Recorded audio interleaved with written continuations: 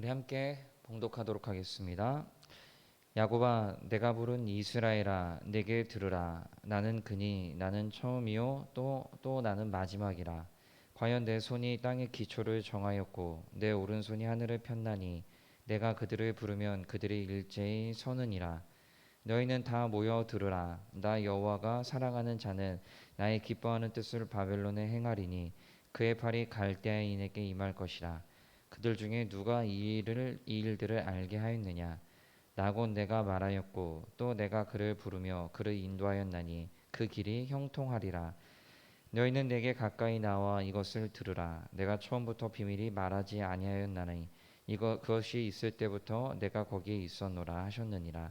이제는 주 여호와께서 나와 그의 영을 보내셨느니라. 너희의 구속자이요 이스라엘의 거룩하신 이이신 여호와께서 이르시되 나는 내게 유익하도록 가르치고 너를 마땅히 행할 길로 인도하는 내 하나님 여호와라. 내가 나의 명령에 주의하였더라면 내 평강이 강과 같았겠고 내 공의가 바다 물결 같았을 것이며 내 자손이 모래 같았겠고 내 몸의 소생이 모래알 같아서 그의 이름이 내 앞에서 끊어지지 아니하였겠고 없어지지 아니하였으리라 하셨느니라. 너희는 바벨론에 나와서 갈대아인을 피하고 즐거운 소리로 이를 알게 하여 들려주며 땅끝까지 반포하여 이르기를 여호와께서 그의 종 야곱을 구속하셨다 하라. 여호와께서 그들을 사막으로 통과하게 하시던 때 그들이 목마르지 아니하게 하시되 그들을 위하여 바위에서 물이 흘러나게 하시며 바위를 쪼개서 물이 솟아나게 하셨느니라. 여호와께서 말씀하시되 악인에게는 평강이 없다 하셨느니라. 아멘. 우리가 지금 함께 살펴보는 이사야는 큰 덩어리로 세 덩어리로 나눌 수가 있습니다. 1장부터 39장은 패역한 이스라엘에 대한 심판의 메시지다라고 말씀을 드릴 수가 있고요. 우리가 지금 살펴보고 있는 40장부터 54장까지는 이 심판 후에 하나님께서 회복하실 것이다라는 메시지를 담고 있는 부분입니다. 이 메시지, 이 회복의 메시지에서 40장부터 시작한 이 회복의 메시지에서 오늘 본문 48장까지는 이 회복을 누가 주도해 가시냐면은 구원자 하나님께서 주도해 가신다라는 말씀입니다. 그 중에서 우리가 48장, 우리가 함께 오늘 본문을 읽었던 이 48장은요, 이 회복을 이끌어 가시는 하나님의 이 말씀을 이스라엘이 들어야 되는 타당한 이유를 설명하는 장이다라고 할 수가 있습니다. 그래서 오늘 48장의 말씀의 키워드는 바로 들으라입니다. 들으라. 여러분 이것을 염두에 두고 오늘 할 말씀 함께 듣는 귀한 시간이 되시기를 부탁드립니다. 48장 12절을 시작하면서 하나님이 어떤 분이신지를 밝히면서 시작을 하고 있습니다. 여러분 이것을 밝히는 이유가 분명히 있습니다. 이 이유는 제가 잠시 후에 말씀을 드릴 텐데요. 먼저 하나님께서 어떤 분이신지에 대해서 12장부터 12절부터는 뭐라고 말씀하고 있냐면은 그 하나님은 처음이며 나중이신 하나님이시다라고 말씀하고 있습니다. 그리고 13절에 보면은 이 하나님께서 역사 속에서도 그분의 손길을 모든 것에 미쳐 있다. 역사 속에 그분의 손길이 모든 것에 미쳐 있다. 그리고 그 하나님께서는 땅의 기초를 정하셨고 손으로 하늘을 펴신 하나님이시다라고 그렇게 분명히 밝히고 있습니다. 이 모든 것을 주관하시는 하나님이시기 때문에 그 하나님께서는 모두 하실 수 있냐면은 14절부터 보시면요. 사람을 세우고 그 사람을 통해 일을 하시는 것도 당연히 하실 수 있는 하나님이시다라고 그렇게 이야기하고 있는 겁니다. 여러분 바로 이 이유입니다. 하나님이 어떤 분이신지 밝히는 이유는 뭐냐면요. 그 하나님께서 누구를 세우고 그리고 그 사람을 통해서 통치하실 수 있는 충분한 능력이 주권이 있으신 하나님이시다라는 것들을 밝히기 위해서 하나님이 어떤 분이시다라는 것들을 12절부터 자세하게 설명하고 있는 부분이다라고 할 수가 있는 것입니다. 여러분 사람을 세우는 것 그리고 사람을 폐위시킨 이런 모든 것도 하나님의 주권 아래 있다라는 것입니다.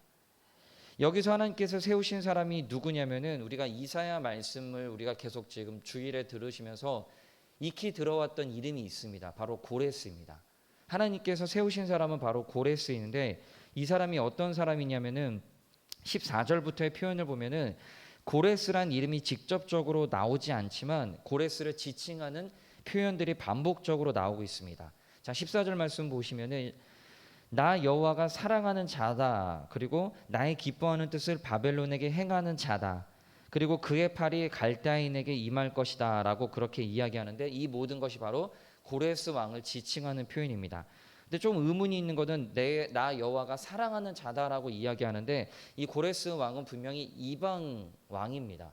근데 이 왕을 사랑한다라고 표현하는데, 여기서 말하는 사랑한다라는 것은 감정적인 느낌보다는 하나님께서 선택하셨다라는 의미로 사랑한 자다라고 그렇게 표현하고 있습니다.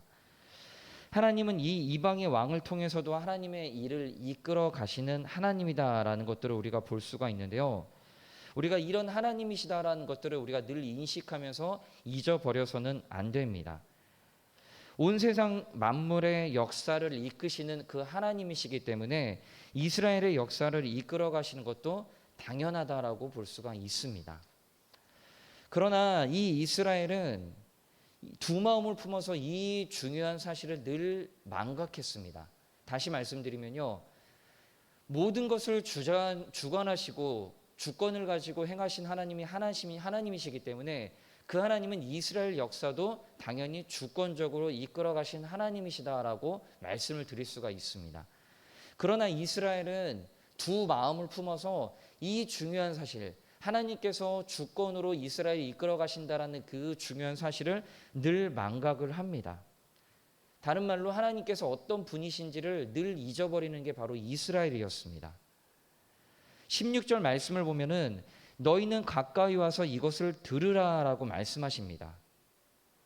하나님이 처음부터 비밀스럽게 이것을 말씀하지 아니하셨다라고 말씀합니다.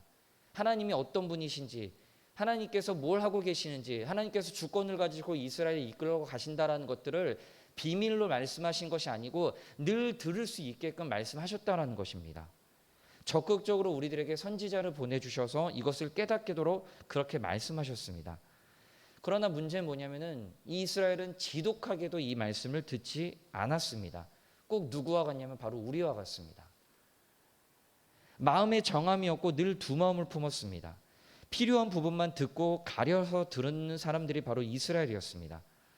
여러분, 이스라엘이 들었다면은, 하나님의 말씀을 지속적으로 경청하고 잘 들었다면은 이스라엘 사람들의 삶이 얼마나 달라졌을까요? 18절의 말씀을 보시면요, 내가 나의 명령에 주의하였더라면은 내 평강이 강과 같았겠고 내 공의가 바다 물결 같았을 것이며 내 자손이 모래 같았겠고 내 몸의 소생이 모래알 같아서 그의 이름이 내 앞에서 끊어지지 아니하였겠고 없어지지 아니하였으리라 하셨다라고 말씀하고 있습니다. 너희가 만약 들었으면은 이런 놀라운 일들이 너희 가운데서 지속적으로 일어날 수 있었을 텐데 너희들은 듣지 아니하였다라고 그렇게 해서 하나님께서 지속적으로 한탄하시는 것을 볼 수가 있습니다. 여러분, 하나님의 이 한탄이 느껴지십니까? 이 한탄이 우리들을 향한 한탄이신다라는 것들을 우리가 오늘 새벽에 새겨 들어야 된다라는 것입니다. 여러분, 우리가 오늘 분명히 기억해야 될 것이 두 가지가 있습니다. 첫 번째는 뭐냐면은 우리에게 들으라라고 그렇게 강력하게 말씀하신 그 하나님, 그 하나님께서 어떤 분이신지 그리고 어떤 일을 행하셨는지에 대해서 우리가 늘 기억해야 된다는 겁니다. 들으라고 말씀하신 하나님이 내가 어떤 분인지를 너희는 늘 기억해야 된다. 이것이 바로 우리가 첫 번째로 기억해야 될 사실입니다. 모든 것은 그분께서 주관하신다는 겁니다. 두 번째는 그 하나님께서 우리들에게 들으라고 말씀하셨던 그것, 들으라고 말씀하셨던 그 사실을 우리는 분명히 새겨 들어야 된다는 것입니다. 특히 말씀을 통해서 하나님은 우리들에게 지속적으로 들으라고 말씀하십니다. 우리는 그것을 잊지 말고 들어야 됩니다. 여러분, 듣는다라는 건 그리스도인들에게는 생명과 같이 중요한 것이 바로 듣는 것입니다. 여러분, 들어야 됩니다. 듣고 반응을 해야지만 우리의 영혼이 살 수가 있습니다.